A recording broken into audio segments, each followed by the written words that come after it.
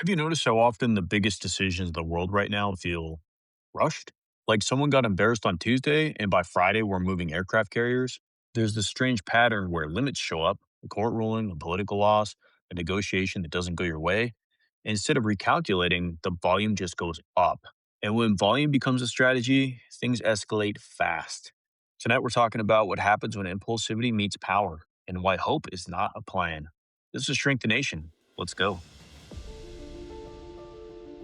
This is Shrink the Nation, a podcast for thoughtful, informed adults, preferably holding a drink and definitely holding a thought. The views expressed here are ours alone. They do not represent our employers, institutions, licensing boards, government agencies, bourbon distilleries, or most emphatically, our families. They've been very clear about that. This show is for education and entertainment only. Nothing you hear is medical, psychiatric, legal, or professional advice. We're clinicians, not your clinicians. If something we say stirs you up, that's not a crisis, that's a journal entry, or an email sent politely. We're here to challenge ideas, not diagnose strangers on the internet. And if you are in real distress, please reach out to a professional who can actually help you. Hey, I'm David. I got my 20 plus years in the military. I am a board certified psychiatrist, twice over. I today have a big old glass of water with ice in it because damn, it's been a busy day and it's going to continue to be busy. So that's what I'm going with. It's Rob, 30 years in the military, 26 now in psychiatry. I actually have some Buffalo Trace bourbon this afternoon. Look at you go. I hit all my key performance indicators today, did all the things. All my PKIs are in the positive. So let's have a bourbon. I don't know that I deserve a bourbon at the moment. Maybe later today, but we'll see how it goes. Now, while we were preparing for this episode, I think we ran into, gosh, a bit of a hiccup. And that hiccup was that apparently we started a war, or what we assume will be a war. As I continue to try to figure out, Robbie, what the fuck are we going to talk about? More info keeps coming out. And the Ayatollah, he has ceased to be. So much stuff. Definitely wanted to address that elephant in the room before we talk about anything else. For our tens of listeners, we were pondering talking about Make America Healthy Again movement and the interesting psychology of that throughout this week. But as is often the case, the news cycle moves faster than our show does. Show. Calling this a show. That's funny. So yeah, all of a sudden we end up in a war. Not that we didn't see it telegraphed from a mile away, but here we are. And as you mentioned, they did take out a number of the Iranian leadership structure to include the head civilian leader, which I believe is actually in violation of the rules of armed conflict. He's not a combatant. So he can't really be targeted. Only combatants can be targeted. And because he is a civilian, it violates international rules of LOAC, laws of armed conflict. So that struck me when very clearly he was specifically targeted. I guess the fact that just a few months ago, we were conclusively promised that Iran's nuclear capability was completely eliminated in a previous airstrike. And the justification for this is their nuclear capability, claiming now all of a sudden that they have an imminent ability to strike the United States, which flies in the face of all the information we have In physics, in physics. Yeah, some things are mutable, some things are immutable. Physics being immutable. The reality is that I actually am semi-supportive of this. This has been 20 years in the making. The Iranians did not play this well. They apparently did not look at Iraq and see that brinkmanship with us is always a bad idea because when we want to be, we can be the overwhelming tsunami. Nobody can stand before the might of the United States military. It is unquestionably the most powerful military in the history of humankind in every conceivable way. And I realize between conflicts, there's this habit of starting to feel like maybe we're slipping, maybe the other countries are more powerful militarily, maybe they're tougher. Even our leadership, Pete Hegseth likes to say that we're slipping, that woke has made us lose a step. It's just not accurate. We are unequivocally the most powerful military force in the history of the world. fuck with us at your hazard. And they didn't have a really strong position, but psychologically they were stuck. We already established they have no air defenses. That was established in the last attack. So not only did they not have a strong military defensive force or even a very effective offensive force, as was established in the how many ever hundreds of drones and missiles that they launched at Israel that hit nothing. So they were lacking in that regard. But because that limited sliver of leadership that is so worried about maintaining its leadership, they played the brinkmanship because they didn't want to give up their power within Iran. Fuck around and see what you get. Yeah, absolutely. Now, I believe his son is still alive. And there has been some talk about his son, like making a triumphant return or whatever. I don't know maybe it's his grandson. Who knows? Yeah, it's somebody in their committee, right? Well, if that's the case, you think it's going to go the way of Machado. So let's not get Yeah. ourselves on that one. Yeah. So, from my standpoint, from a military standpoint, from a shit, this might impact Rob's standpoint, this is big news. This is a potential conflict that could easily spiral out of control. All the chess pieces are on the board now. And, there's the Houthis down in Yemen, the militias in Iraq. Hamas is still a presence that has kind of reconstituted since Israel hit them hard, but they have reconstituted. Actually, their missile capabilities have been reconstituted. There's a lot of players on the board to include apparently theorized sleeper cells here in the United States that could take action over this. So, depending on the course of events, this could definitely spiral. I can certainly predict based off of nothing where I think this is going to go. None of our tens of listeners, I think, are tuning in to listen to you or me try to figure out No, what's going to happen. we're not military analysts. Although, Yeah, David, did you just imply that ignorance of a topic has ever stopped you from having a well defined opinion about it? Because I don't think I believe that. I can have a well-defined opinion. Whether or not I'm going to try to share that with the world. And as I said, I'm not drinking at the moment. So if I Hmm. were, perhaps I would be much more red-faced and willing to share said Well, folks, let opinion. me tell you my opinion. Yeah. But since I'm not there at the moment, maybe later today, who knows? I'm not going to try to go off and explain to everybody where I think this is going. Mansplain it. Time will probably more than likely give us a pretty good taste, right? Like I said, this is only a few days in the making, and we haven't really had time to figure out where this is all going. What I do want to draw attention to, though, what I originally wanted to talk about was something that built off of our last episode, because as I've been reflecting more and more, especially on my own past, as I've watched my kids grow, and most notably my youngest, who was the wildest of my children. It got me thinking, wow, there's a really interesting parallel to the behavior that I observed with my kids and the behavior that I see with our current sitting president. And it's something that really just dawned on me, which was that David, you realize the brown shirts are going to show up at our door, both of them now. That possibly you've crossed the well, Rubicon on this one. I think it's helpful for me to understand in that I guess I was making a lot of my assumptions on the behavior predicated on this idea that what I was observing was a 79-year-old man who has had a lifetime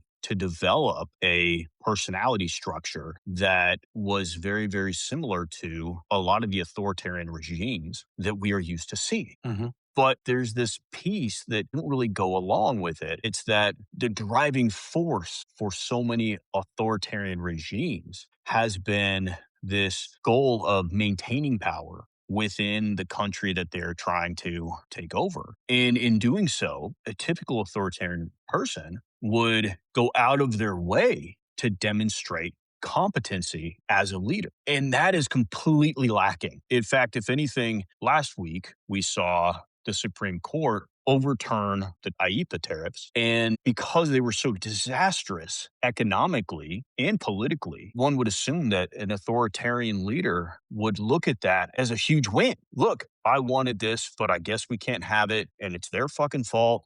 Yeah, they would ride the win of the economic policy and the political win of saying, look, I tried, but they took it away.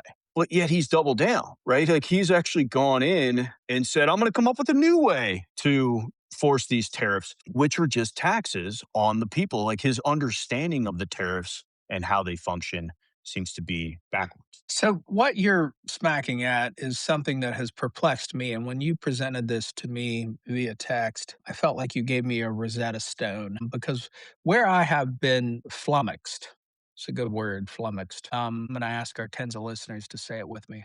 Lummoxed. Flummoxed. Where I've been flummoxed is that in many, many ways, a narcissistic personality structure is how I have developed a mental model of our POTUS. What has always left me confused, I'll say it again, flummoxed, has been that there is often a lack of coherence to his actions. And you presented it in a lovely way, a way that all of a sudden I was like, oh, shit, you just cracked the code. When we look at someone who's 79 years old, we have the assumption that they have a fully formed personality structure. And what you're describing is someone who's arrested that in many ways they continue to become an adult. They had adult things, they did adult activities, whatever. But what you proposed was this reminds me of my 3 year old, which is what is it? I love you zero. I love you Love you zero. zero. I love you zero. Well, it's not just I love you zero, but it's a lack of rationality in that narcissistic perspective. It's I want what I want when I want it, but not necessarily because of any other reason than I want it. So it reminds me there was a study, a lovely study that they followed these kids throughout their lives. So they brought them in a room and they gave them a marshmallow and they said, "Hey, if you can wait 3 minutes, we'll give you a second marshmallow. So don't eat this for 3 minutes. We'll give you a second marshmallow." And a majority of the kids couldn't wait. They just immediately gobbled down the marshmallow, which really does imply it was a different time because how many kids would actually even know what a fucking marshmallow is now? So that's not candy. Piss on you. Kids love marshmallows. Don't get, No, yeah, they fucking love them. my kids They don't. fucking love them. Oh, they love marshmallows. My kids all bitch that the texture's not right. Somewhere along the line, one of the kids came up with this idea of texture, and they all just adopted it. That they just don't like the texture of. Anyway, they're all weird. Love them, every single one, but weird. At any rate, this study looked at these kids, and the ones that impulsively immediately ate that. I mean, no thought to the future, no thought to the second order effects. Then they followed them out through their life. The ones that actually waited, because there was a smaller number, but a reasonable number, it was like, okay, I'll wait the 3 minutes. Big freaking deal. Give me a second. They end up going on in life and having reasonably positive lives with reasonable success because they could contain themselves and they could project themselves into the future. I'm absolutely convinced that had Donald Trump been associated with that study, he would have gobbled that son of a bitch up in about 1 second. 1 second, he would have just, whoa, they would not even heard the instructions. It would have been in his mouth. I actually challenge that it wouldn't just be that he would gobble it up in 1 second. He would then try to convince the person who had left the room that they had eaten it themselves. I didn't eat it. I didn't. Just to fuck with them. You ate it. We've got you on camera. No, you shit my pants. No, you don't. I didn't shit my No, you pants. don't. But but that's it. And I guess it was so profound to kind of realize this. It did. It got me. Dude, ICE is going to show up at our doors now. Possibly Christy Nome herself. ICE is coming right now. We're gonna have our citizenship revoked. Well, for our audience, David and I are about, we're so white, we're pink. We are about as European as two dudes can get. And the next thing you're going to know, you're going to see us on whatever news channel, handcuffed and stuffed into an ICE vehicle and accused of being Mexican. There's a good chance, but I'm hopeful it's helpful for other people too to get the perceived mindset. I have no idea what's in the man's head. I have no idea what's going through there. What I can say is that the behaviors seem to match up much more with that. It match up more with a child who is just gets everything they want and then throws a fit when they don't than an authoritarian who has this long-term strategy for how they're going to gradually assume power by building up their own status to others. This is purely an I want it. I want my ego. I want everyone to appreciate me and praise me. And then anytime something deviates, nope, I love you zero. I I love hate you, you. Zero. So I just ran to the window and looked outside just to make sure that ice wasn't out there. Because what I have certainly learned in the last year is you don't fuck with ice. You just don't. You'll get shot. Right in the head. Right. Luckily, they're not outside right now, but maybe later today I'll have a surprise. So, in keeping with this Iranian situation, what we saw, maintaining the frame here, is that they engaged in the high power negotiations with the negotiator of choice for Trump, which is Jared Kushner. Does Jared Kushner have any credentials? No. Yeah, he got Ivanka Trump to fuck him. All right. All right.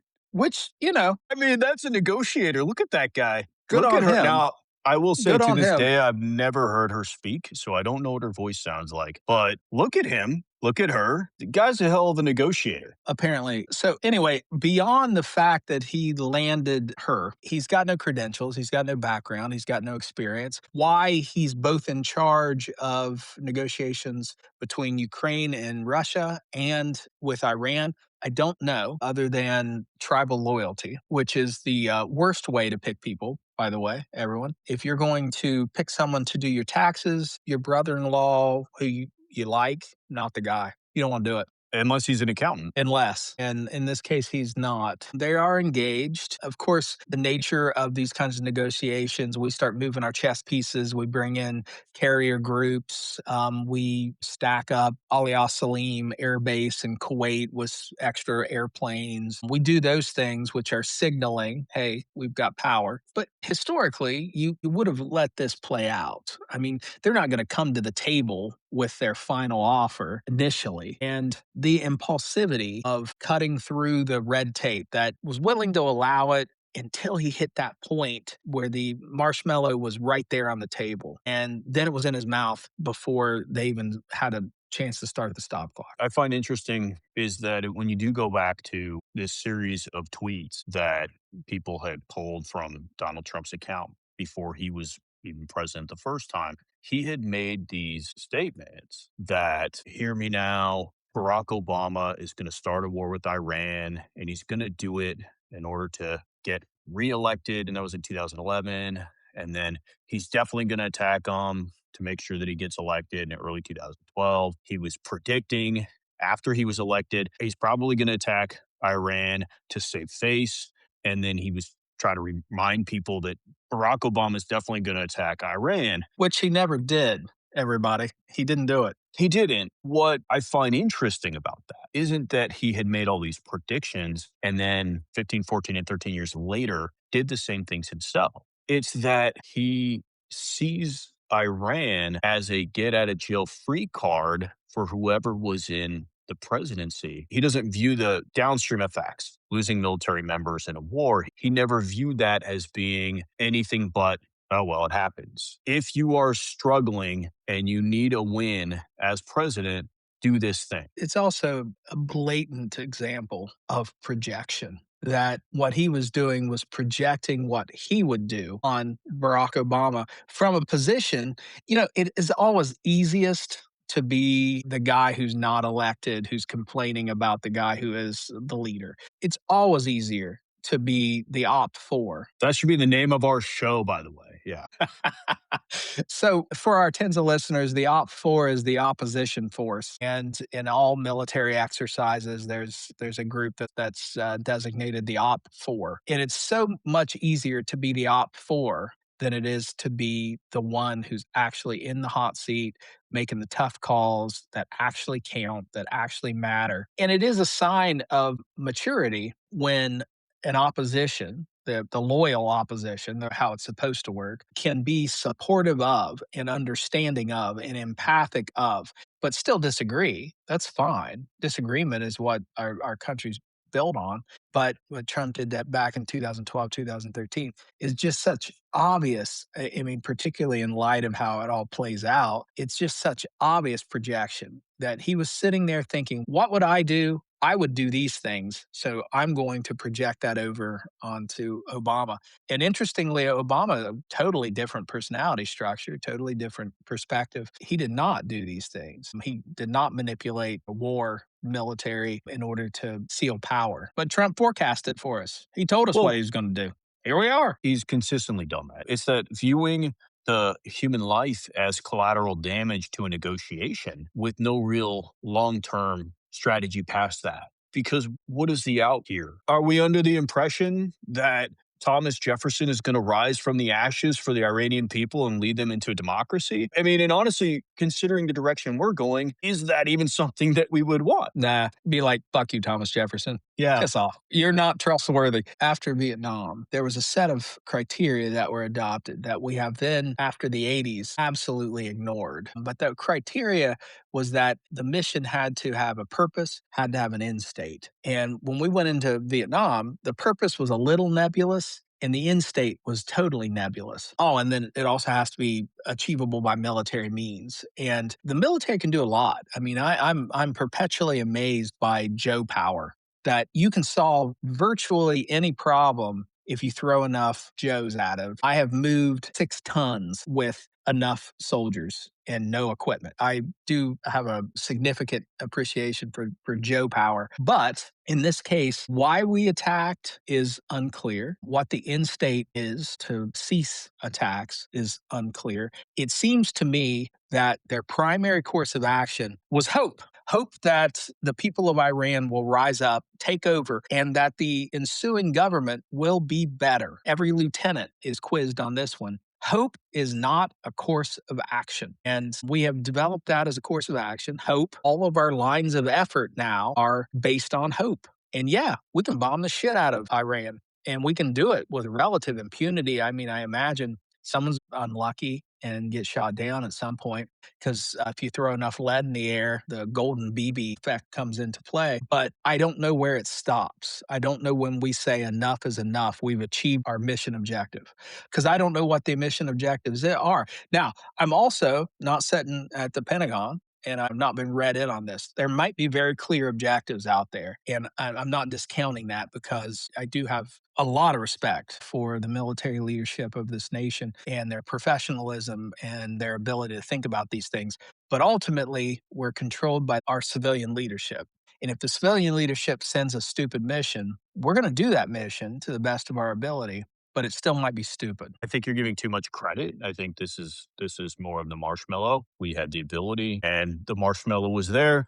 Hey, if you wait, we might be able to get some. Not just eat the marshmallow and then blame somebody else for it. Come up with a reason why the marshmallow was eaten and not waited on. I didn't eat the marshmallow. Yeah, you ate the marshmallow. I do agree that I think from the military leadership perspective, for the most part, I think if you say, hey, we want a plan of action to do X, Y, or Z, they will absolutely come up with the way to do it. Being at the lowest possible ranks to moving my way up. If a task was brought in, the response was never, no, we can't do it. It was just, okay, we'll do it. And then you would find a way. And so you weren't asking why. If anything, you may have wanted some clarification on what the end goal was, or at the very least. But if somebody said, we're going to attack Iran, you wouldn't say why. You would just figure out how to do that.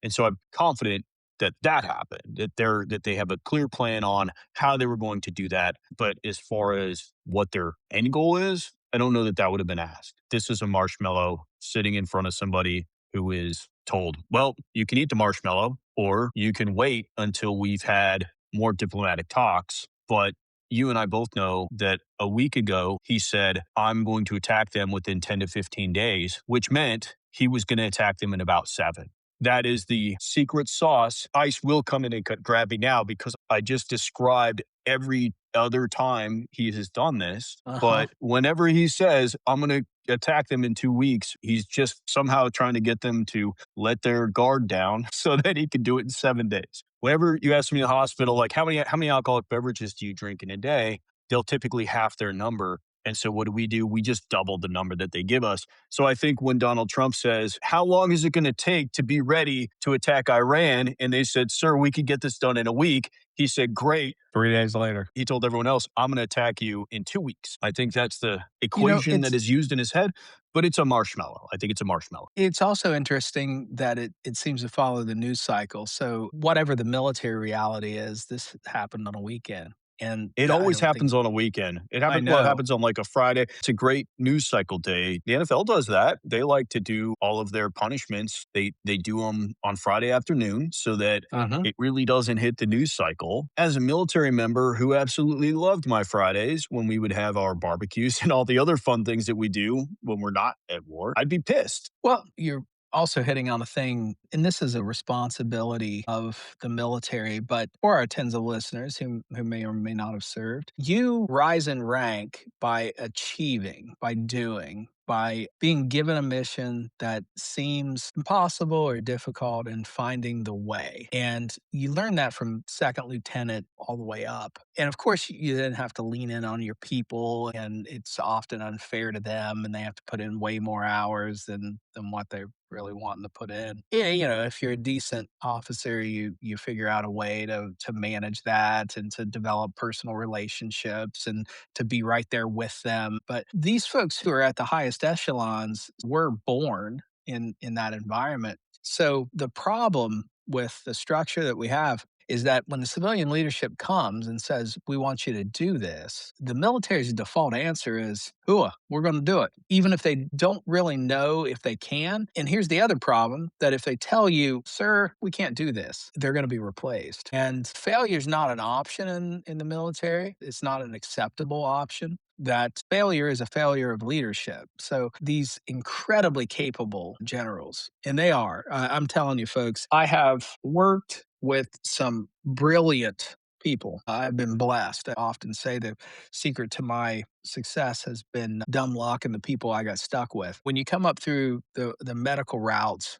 you're accustomed working with a lot of really smart people. Docs, they're all smart. No, there's no such thing as a dumb doc. There's such thing as a dense doc. There's such thing as a concrete doc, but there's no such thing as a truly dumb doctor. And because we're stuck in this world, we often end up feeling like, those of us in this field are the smartest. And one of the best experiences of my life is working with these non medical generals who are just remarkable humans, absolutely brilliant in their ability to develop a mental model of something and then make it happen. It's remarkable. So these are very capable individuals. They have been sensitized to pleasing, to doing the mission, following whatever order they're given. And that's unfortunately what leads us into places like Vietnam, like Iraq, like Afghanistan. There's a book called Why We Lost, and it looked at Iraq and Afghanistan and really laid it at the feet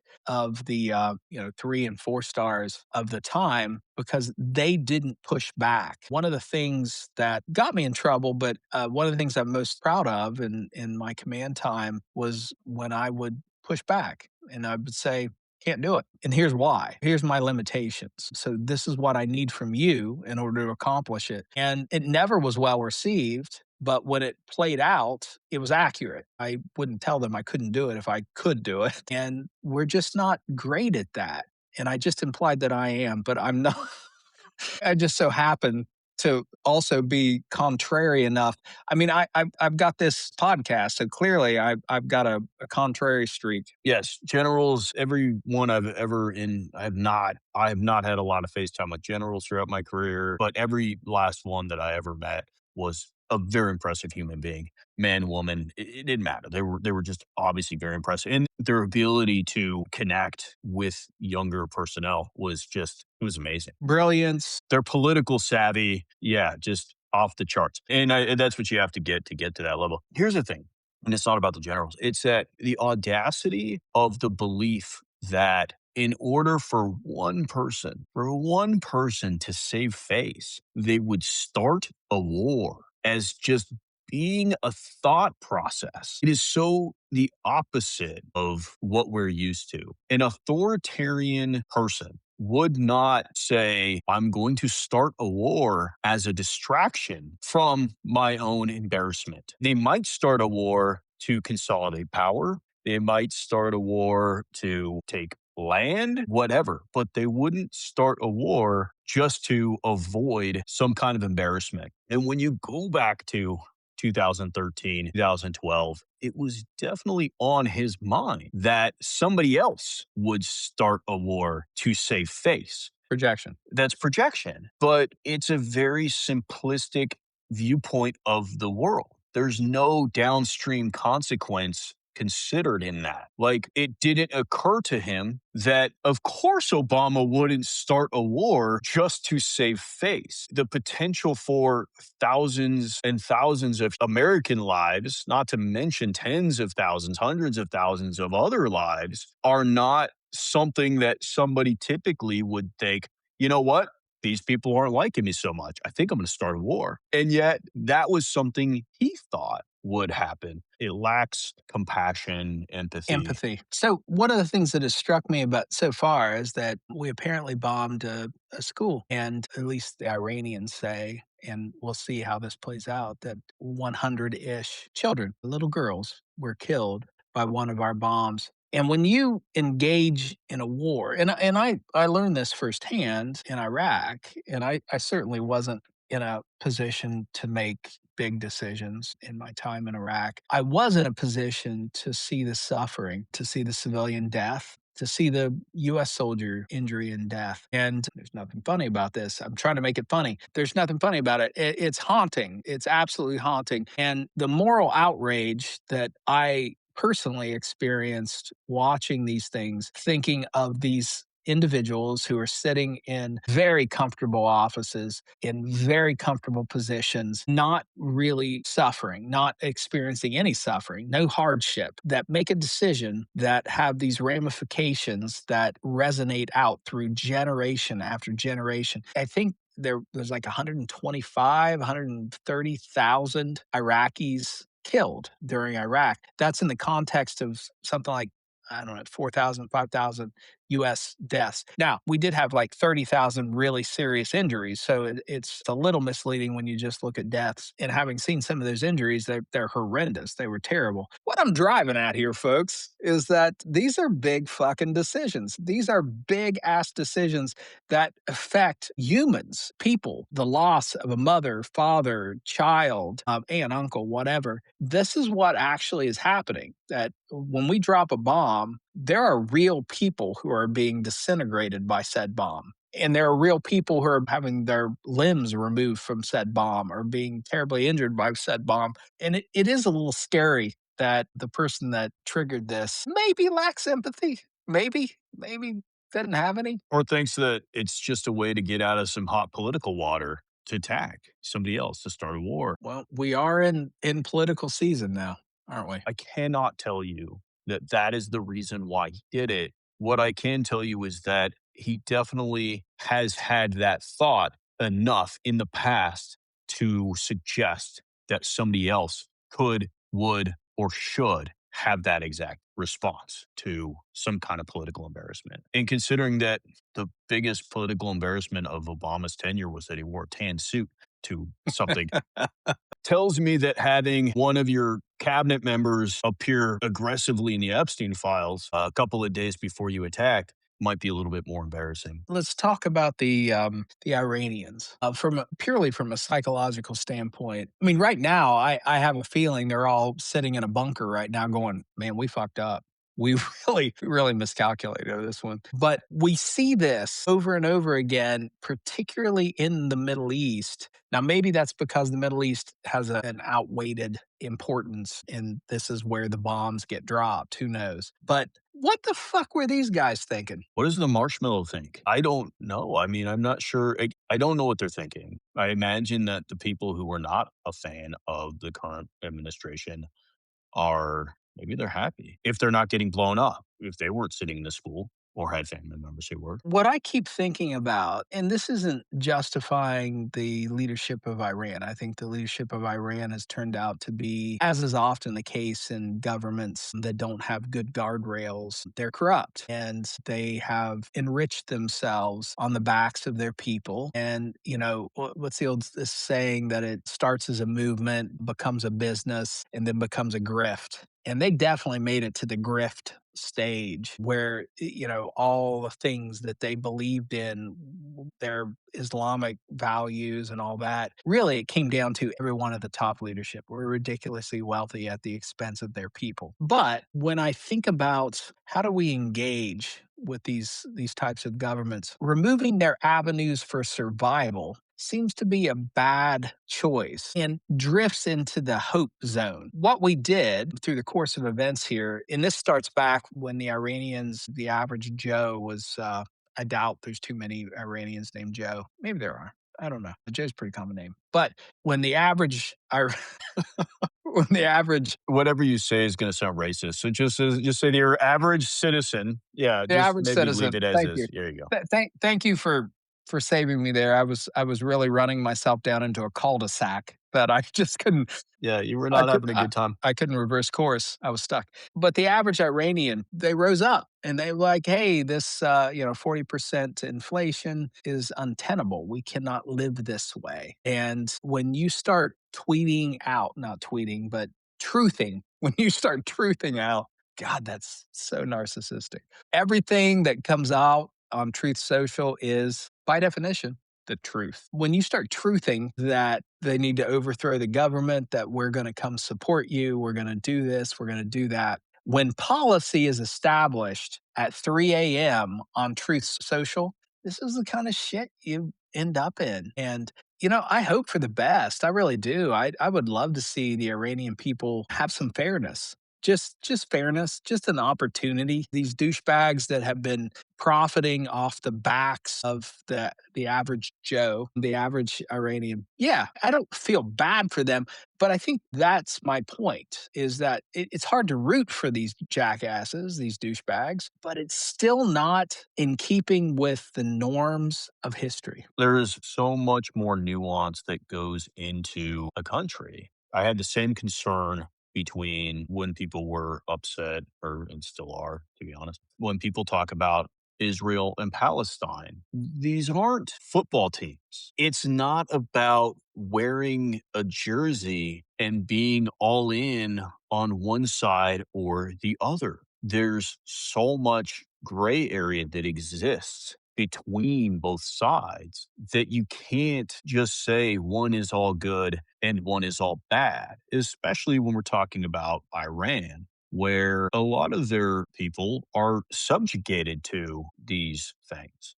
They're not the ones choosing it, but they are relatively powerless to change it. But when you go in and you just bomb the bejesus out of their country, you're going to strengthen their distaste of us. Just like anything else, you may agree with the ideals, with the ideas, the bigger pictures, but once they affect you negatively on a personal level, all of a sudden you have very different thoughts and beliefs about it.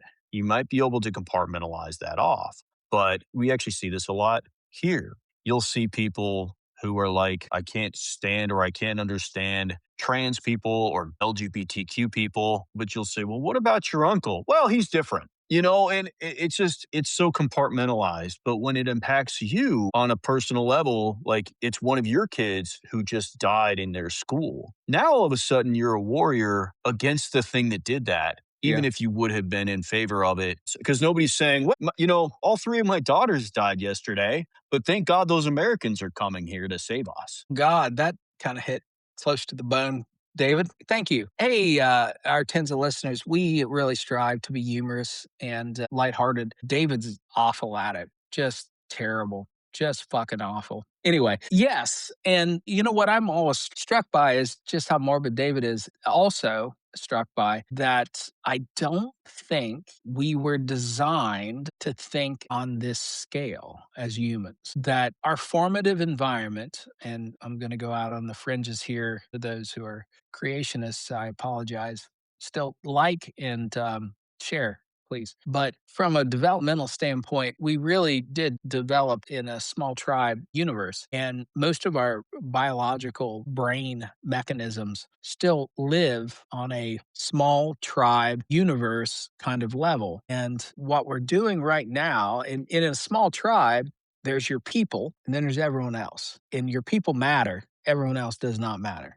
Everything else does not matter. Your people matter. And not only do we see in the current environment and social media's actually escalated this tribing up, We tribe up. We tribe up internally. We tribe up externally. But our ability to empathize with the other, because that tendency, that impulse to tribe up, that there's us and there's them, and they are different and they don't deserve the same kind of consideration. And here we sit in a modern world in which there's so many mechanisms to tribe up. There's so many reasons. I mean, there's just so many tribes out there. How do you keep up with them? That you can't. You can't empathize with everyone. It's too much for anyone to even ponder. And there's 100 little girls that died. That somebody was their daddy. Somebody was their mommy, and we did this. We did it. I want to believe there's purpose behind it. I want to believe that. I'm having a hard time.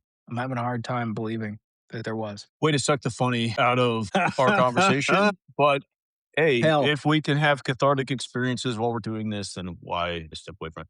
Anyway, I think it highlights, I mean, as much as we want to try to be funny in what we think is funny, the reality is it can be really, really harsh, especially when it comes to not considering the long term consequences and those of other people. And so that's why I'd say it's silly to compare the behavior to that of a small child. The question I have then is it a lack of empathy, or is it a lack of capacity for empathy? When your behavior consistently shows the lack of capacity for empathy and you have control, and I guess that would be, at no point would I so much as hand even my car keys to one of my younger kids, much less the nuclear codes, because they don't act in rational, long-term decision-making ways. So yeah, it's concerning.